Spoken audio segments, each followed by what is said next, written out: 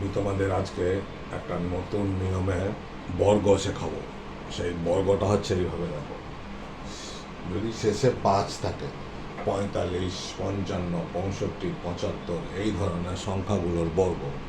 এই দেখো 65, কী করবে, এই যে সংখ্যাটা 6 আছে এই সংখ্যাটা লিখবে ইন্টু এই সংখ্যাটার পরের সংখ্যা, মানে কত 7, ইন্টু 100,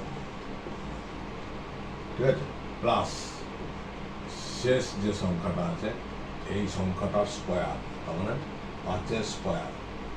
তাহলে কত হলো দেখো, 6 7 42, 42 ইন্টু 100, 4200, 742 ইন্টু 100 প্লাস 25, কত হবে 4 2 2 5, এর সঙ্গে 25 যোগ, এটাই অ্যান্সার। এইভাবে শেষে 5 থাকলে খুব সহজে করে নেওয়া যায়। ওকে।